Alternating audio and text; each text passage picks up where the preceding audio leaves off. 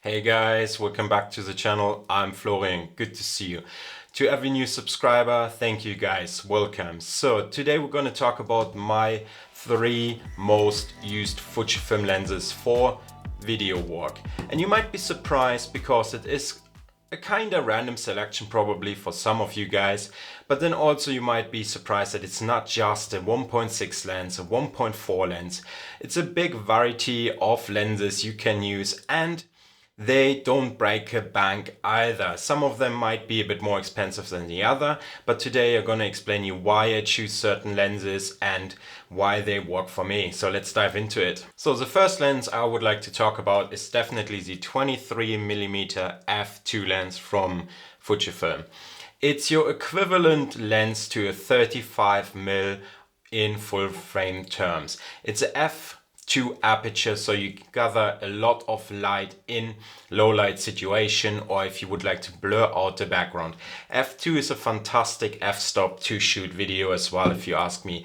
Everything around f2 up to f4 I think is a decent f-stop to shoot video, because if you would shoot video on f1.2, you need to be careful that your subject is in focus, what you want to be in focus. If you close down your aperture to, let's say, f2, f2.8, a little bit more will be in focus, and also the lens probably will still hunt less to get in focus what you would like to have in focus.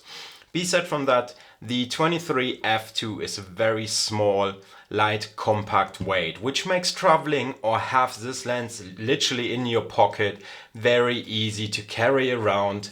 It is weather resistant as well, so having a light, compact, weather resistant lens is definitely handy to have in your kit. My newly found love is definitely the 10-24 f4 wide angle lens from Fujifilm as well. And there are a few reasons for it. A, it got OIS built into the lens, so you got optical image stabilization. So let's say you would shoot with a Fujifilm X-T3 without in-body stabilization. You got a bit of stabilization within a lens, which is definitely handy. The second thing is the focal range of 10-24, which is roughly your 15-36mm equivalent in full frame terms. And I need to say, I'm actually starting to love shooting wide again. As many of you know, guys, and a couple of videos back I spoke about the 18-55 was or is one of my most used lenses. But slowly I need to say I'm moving a bit over to the 10-24 as well, and this is purely down to the focal length of 10-24. You can shoot very wide if you want to, and you can show your surroundings, you can show a lot in your back if you want to show it. On the other hand side, you can go nice and tight from your focal length as well. And if you zoom out to 24mm, you still got roughly a 35mm equivalent in full frame terms. Even with the aperture of f4, you still get nice blurry background, and you still can shoot portraits with it if you wanted to. However, a little downside sometimes is definitely the aperture of f4. So this lens probably wouldn't be the best option to use when shooting low light films or low light situations. Be that from you want a certain look, or you are happy to walk around it, you got enough lighting, or whatever it might be. So keeping in mind, having a f4 lens, shooting low light situation, you definitely need to bump up your shutter guys. I mean your ISO. And compensate with your ISO to make up for the f-stop of f4. So, but having this lens definitely gave me new perspective of the world, and I'm looking to try this more out, and I'm planning to shoot a little video with this one soon as well, so hopefully it won't disappoint and it's gonna be fun to use this focal length. So yeah, definitely the 10-24 is one of my new favorite lenses as well.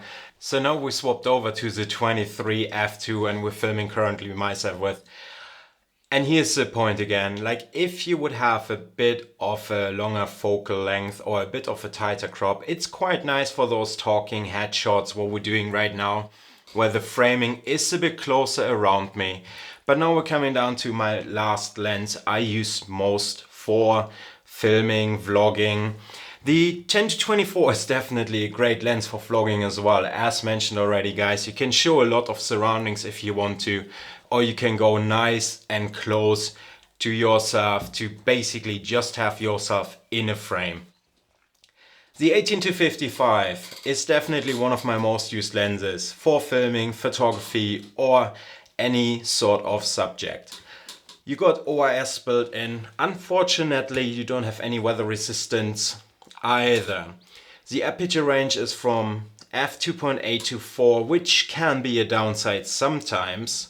But in general, having an aperture of f2.8 on 18mm or f4 at 55mm, I definitely can work around this. If you vlog with this lens, then you probably will use it at 18mm anyway, which can be, quite frankly, sometimes a bit tight. But in general, to start off with one all-rounder lens, the 18-55 is definitely a very good starting point. You just need to keep in mind, if you zoom out to 23mm, 35mm or 55mm, your aperture will change from 2.8 up to f4. A simple, easy way to walk around this is if you would close down your aperture straight to f4.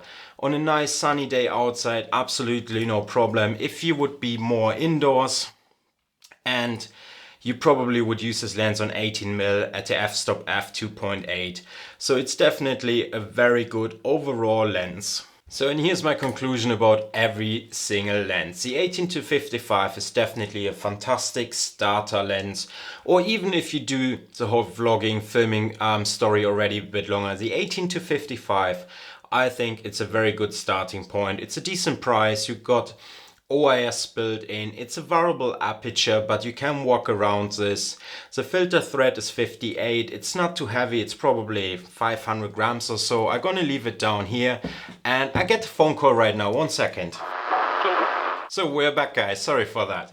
So as we said, the 18-55 is definitely a very good starting point, or even if you buy the 18-55 with the camera in a kit. So let's talk about the 10-24.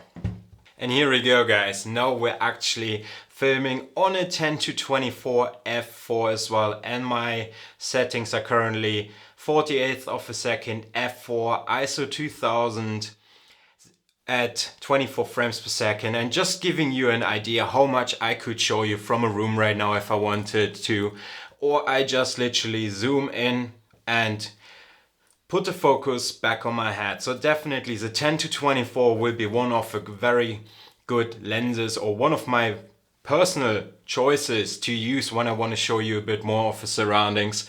So one more time, and then we talk about the 23. Why the 23 will be definitely in my kit as well. So and here we go. The 23 f2 will be definitely in my kit for some sort of portrait videos, for any small short films when I want a nice blurry background. Otherwise I'm gonna stick to the 18-55 and the 10-24, as you have seen right now, guys, as I could show you nice wide point of view. And yeah, guys, that's my three lenses I use most at the moment for video. I still got the 50-140 to use for video as well if I wanted to, but I didn't get the chance yet really to try the 50-140 out for video. I had a little play around, and it seems fairly nice to use this lens. Right now, if you do it on 200mm f2.8, you get a nice compressed background. The 56 1.2 would be definitely a nice lens to compress a background as well for B-roll stuff. But I personally found that the 56 is a bit noisy and slow in autofocus. However, I could use it in manual focus as well, but I need to play with the 56 a bit longer as well. So guys, let me know what lenses you use. Let me know what you think about the 10-24, 18-55, or even the 23 f2. And let me know in the comments if you think this video was helpful to you.